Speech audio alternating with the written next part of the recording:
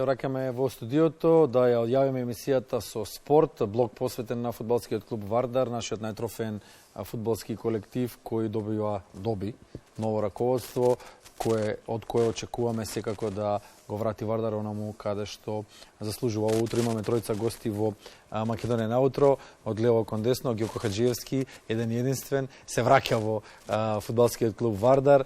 Добро утро, на местото почесен спортски директор. Спортски директор, ќе зборуваме малку подоцна за функциите. Александар Васовски, кој што сега е тренер пред огромен предизвик, пред големото име, добро утро, и Милорад Миленковски, дел од управата и се разбира член на комитетовачката група која што имаше храброст да го преземе фудбалскиот клуб Вардар и да се обиде да го врати во височините. Уште еднаш добро утро за тројцата. Ке почнеме со највозрастниот, најискусниот, оној кој што треба да ви ја пренесе и да ни ја пренесе нам, да ни го пренесе сето на искуство што го има собрано во животот. Ѓоко Хаџиевски на позиција спортски директор. Колку ќе биде различно сега спортски директор, претходно тренер? Јас сум бил и порано на таква функција, така да нема да е многу голема разлика. Слични се функциите на спортски директор и тренер. Најважно е да има добра соработка, да има доверба меѓу соработниците, све друго е лесно. Меѓутоа, мислам дека најдобро е Миле да покажи како дојде до оваа ситуација. Ке се надоврзам после јас во овој спортски оддел на некои проценки мои околу целава ситуација во состојба во Вардар. Меѓутоа, мислам дека гледачите треба да знаат што комити успеа да направат со клубот која беше во безнадежна состојба, практично без шанса може да се надпреварува понатаму и да екзистира. Да, Милорад, може тука да се надоврзеш, го вратија комити Вардар во би рекле стабилна состојба. Сега колку е стабилна ќе видиме, колку ќе издржи во таква форма, дали ќе има помош, дали има општествено одговорни компании кои што ќе го прочитаат овој проект на Вардар. Како дојде до соработката прво со Ѓоко Хаџиевски? Добро утро и поздрав до вашите гледачи. Па стабилно, значи стабилна е состојбата во Вардар, бидејќи ја тоа го гледам судејќи спрема расположението внатре во клубот на сите структури. Се гледа подобрување и нагорен тренд во развојот на нештата, а што се однесува до тоа како стапивме во контакт и како дојда ценетите гости до позицијата во која што се. Тоа е, добро го прочитавте прво господинот Хаџиевски како почесен, тоа значи дека е со почести повикан во фудбалскиот клуб Вардар. Ние имавме еден состанок, да кажам, ВД раководството на Вардар, имавме состанок по заменувањето на поранешниот стручен штаб заедно со спортскиот директор, како решение, итно решение што да се случува во клубот, како да ги стабилизираме веднаш нештата. Тоа беше петок пред одигрување на надпреварот против Воска во Охрид, односно пред заменувањето во карантин. Следното утро се заменуваше во карантин во Охрид. Тука за господинот Ѓоко Хаџиевски му се јавив јас лично и му кажав дека желбата наша е на навивачите пред се на клубот е тој да се врати во клубот како една икона наша, која што од повеќе аспекти може да помогне во клубот пред се со својата љубов, со својата стручност, со својата историја, со резултатите кои што ги има постигнато со Вардар. Значи да не заборавиме дека од 90-та година почнува со враќањето во првата лига, 90-91 сезоната, па потоа 5 шампионски титули, 2 купа. Значи тоа се резултати кои што ретко кој тренер може да ги има за себе запишано. Му се јавивме и го повикавме да помогне во клубот, бидејќи ситуацијата е таква каква што е. Останавме без цел стручен штаб, комплетно заедно тренер, заедно со помошници и спортски директор. Повикавме заедно, прво го повикавме господинот Хаџиевски, му објаснивме дека е наша желба да биде во клубот, пред се како авторитет, да дојде заедно со тимот на мини, односно во карантинот во Тесарет. И на наша радост, без многу размислување, прифати и во тоа време, значи... А има ли некој што ќе го одбие повикот на Вардар? Па се Постои ли надевавме, така? ние многу се надевавме дека нема, бидејќи сепак тие се некои одлуки кои што не се носат туку така преку ноќ. Меѓутоа ние бевме во така ставени во една таква ситуација во небрано да кажам, каде што моравме итно да ги носиме одлуките. Ние го повикавме да биде дел од нас и тој така го прифати тоа со, да кажам, со взаемно задоволство. И ја препознавме ситуацијата во која што се наоѓа фудбалскиот клуб и храброста негова се состои во тоа што токму знаејќи во каква состојба се наоѓа клубот, го прифати ризикот, да кажам, да биде. Го прифати ризикот и Александар Васовски, кој кому не му е непознат ризикот, беше столбот во дефанзивата, беше дел од селекцијата, играше и во Вардар во дел од својата кариера, многу убави моменти поминати во црвено-црниот дрес. На клупата на Вардар предизвик е секогаш да се седи, меѓутоа, како што кажа и Милорад, и ризик е, и да се биде сега во Вардар, кога резултатите не се онака како што се очекува, како што резултати кои што не доликуваат за името на Вардар. Па добро, баш како што кажавте, токму тие моменти кои ги проживува во Вардар и како играч и како тренер, беа доволни нормално да прифатам таа понуда. Пред се препознав енергијата, ентузијазмот што го има навијачите, комитите кои го малтене го спасија клубот, беше пред распаѓање. Едноставно без двумење прифатив, иако не сакам сега тоа да биде како имав и други понуди, меѓутоа за мене Вардар секогаш ќе биде врв во македонскиот фудбал. Така да сега не очекува, како што кажавте, тешка задача. Значи тимот е на последно место, меѓутоа со оваа енергија, мислам со тие луѓе што се моментално позади клубот, мислам дека екипата полека ќе се врати таму каде што припаѓа. Можеби не на врвот, меѓутоа сигурно ќе пливаме, се надеваме дека ќе пливаме во некои помирни води. Нели лесно е да се биде дел од Вардар кога е се розово или убаво, кога има финансии? Многу е поинаку кога се нема, па кога треба да се понесе товарот на плеките. Па јас бев на двете страни. Јас бев и во тимот кога игравме Лига Европа, како асистент тренер на Чедо Вилјаневски, потоа бев прв тренер во последната шампионска титула на Вардар. Во другата полусезона, иако без припреми, успеавме да дојдеме до тоа трето место или четврто место на полусезоната, меѓутоа знаете како не одржува на долг рок клубот да функционира без финансии. Значи тоа може да трае таа борба, тој ентузијазам до одредено време каде што се трошат тренери, се трошат фудбалери, раководство, едноставно без има една поговорка колку пари толку музика, меѓутоа се надеваме сите дека полека има позитивно придвижување на работи, дека клубот полека и финансиски ќе се стабилизира и ќе припаѓа нормално таму каде што треба.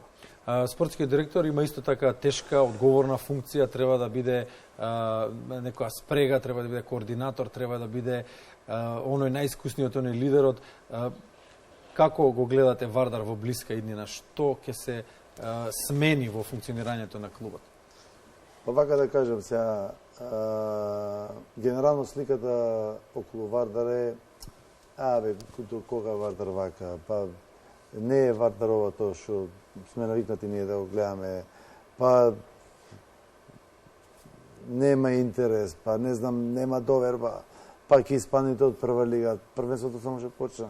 4 кола се одиграни, има уште многу да се игра. Нашата задача е да покажеме на јавноста дека интензивно работиме да го вратиме Вардар, можда не, како што кажа Александар, на толку брзо на позиција како шампиони или излез во Европа, меѓутоа дека има во нас и квалитет и сила и волја и би рекол толку енергија колку што некој не може да свати колку има Вардар енергија и во клубот и околу него, да го донеси до некоја позиција мирна. Значи, наша цел е да работиме појако, да работиме во добра атмосфера, добра, како да кажам, доорба меѓу сите структури во клубот, да има изразита мотивација, да покаже Вардар карактер, зашто тој дрес го носели многу големи имиња на македонски фудбал, па и надвор од Македонија, играчи кои што доаѓале, тренери исто така големи, беше години Вардар клуб на цела држава И сега ние треба да направиме све да го вратиме довербата кон клубот. Ево нема да речам сјајот, можда не сме уште во состојба да кажеме сјајот, меѓутоа дека довербата можеме да ја вратиме со ентузијазам, со на крај крајва и квалитет. Точно е дека овие 4 кола поминаа со еден бод, меѓутоа Вардар има еден добар квалитет, искусни играчи кои што треба да бидат лидери, да ги поречат сите овие млади, да им кажат како се игра за овој клуб, поддржани од голем број, мислам дека ако малку само една победа, две, дека трибините ќе бидат и многу пополни отколку што и во вакви моменти може да се... Видовме колку се полни трибините и на второлигашките надпревари и целата армија што го следеше Вардар каде и да гостуваше, се разбира и на домашните трибини.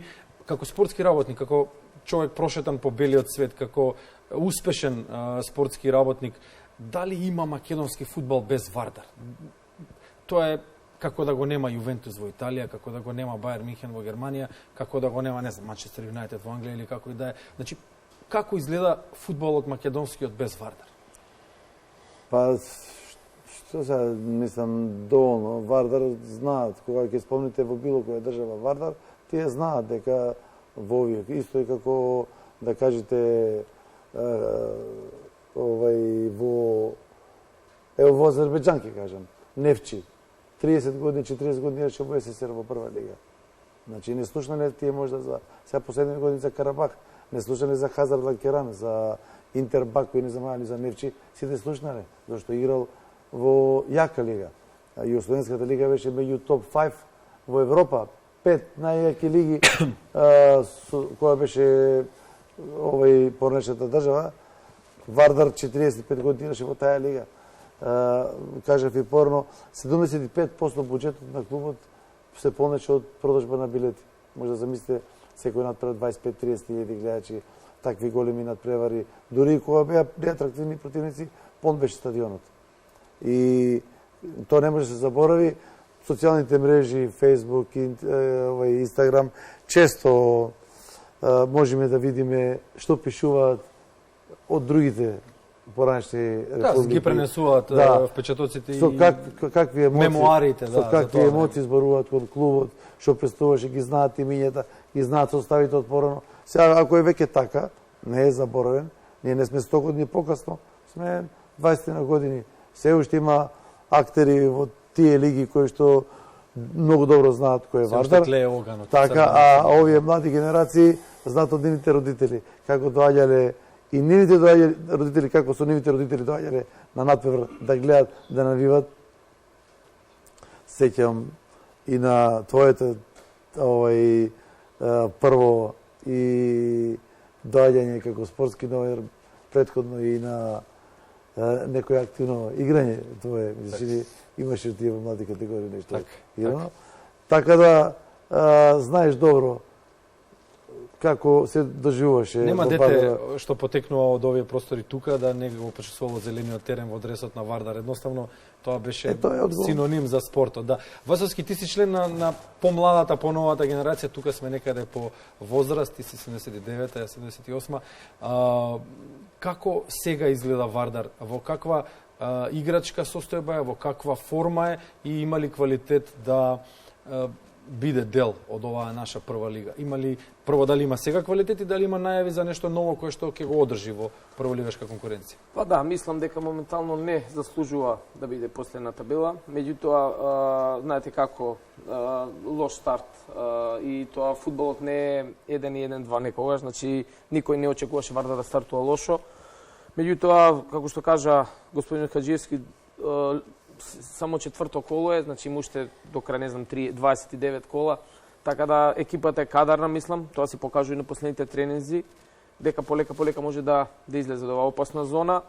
Нормално дека разгледуваме со раководството уште некој играч да се засилиме, бидејќи природниот рок е до среда, мислам, до 6 септември, така да ако земеме некој играч супер, ако не, со тој тим што го имаме, со тој ќе одиме. кој не е тука, без него се може, нели? Со силите со кои што располагате, ќе се борите, се надеваме дека Вардар ќе направи стабилна екипа или оваа екипа ќе ја доведе до некоја стабилна форма. Милорад, многу е битно како член на управата, нов предизвик и за тебе се разбира, го следиш Вардар од трибината и сите кои што се околу тебе, кои што се поврзани со клубот. Меѓутоа многу е битно субјектите кои што треба да финансираат во Вардар да почувствуваат една стабилна структура, да почувствуваат стабилна атмосфера, да знаат дека нема парите да одат во ветер, да знаат дека тоа што ќе биде инвестирано во клубот ќе биде инвестирано во вистински правец. Стекнувате ли таква доверба кај оние кои што треба да дојдат во Вардар, бидејќи може да се лажеме колку сакаме, без пари нема спорт? Па видете вака, во право сте, дека без пари нема спорт. Меѓутоа, ова што ние го правиме, како да кажам, вршители на должност, раководство на клубот, го правиме веќе известно време, почнувајќи веќе од месец март. Така да, ако дилемите постоја во однос на довербата за тоа доколку ние го водиме клубот, што ќе се случува во државата, каков фидбек ќе имаме од државата и од стопанските субјекти, тој тренд расте исто како што расте, како што Вардар се воздигнува. Всушност, самите институции, од сите и од самите, да кажам, поголеми спонзори, каде што сме се обраќале за помош, првично ни беше кажано дека тие ќе застанат зад клубот откако ние ќе го преземеме клубот.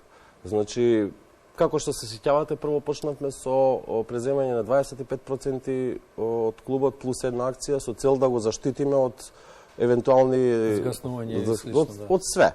Да имаме право на вето на некој начин со таа една златна акција во однос на некои одлуки што ни беше потребно. Меѓутоа, потоа како времето одминуваше, довербата кон нас уште повеќе расташе.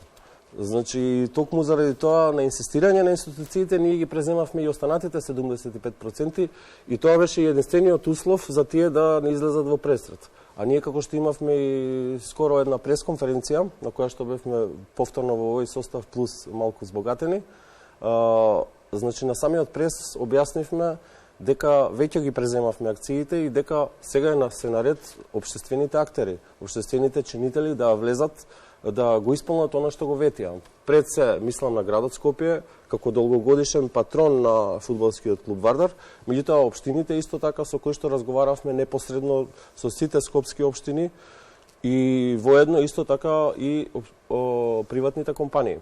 Бидејќи приватниот капитал е неопходен за Вардар да има, да кажам, сигурна иднина.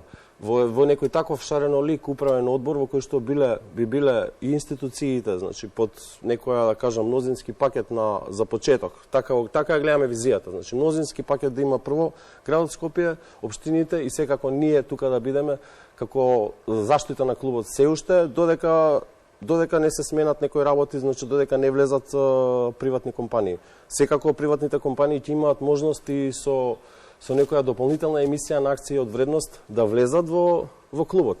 Бидејќи од постоечките акции кои што ги имаме сега, значи од тие 25.000 акции, доколку се поделат меѓу овие институции, секако дека ќе остане место повторно и за приватните компании со дополнителната емисија. Со таа емисија по автоматизам се намалуваат акциите на постоечката структура, а се зголемува на друго место. Значи не може да се зголеми на едно место, а не се намали на друго место.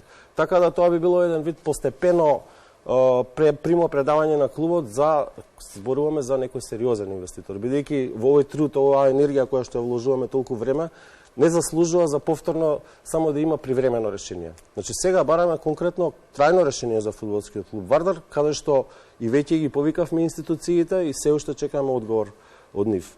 Има некои сигнали дека тој одговор ќе се случи набрзо, дека и ќе биде и позитивен. Меѓутоа, еве, повторно да апелираме да се случи. Да се случи, бидејќи притисокот расте и верувам дека со некои добри резултати кои што се неизбежни по мене на теренот, дека атмосферата ќе се издигне до такво ниво да решението стане неизбежно. За Вардар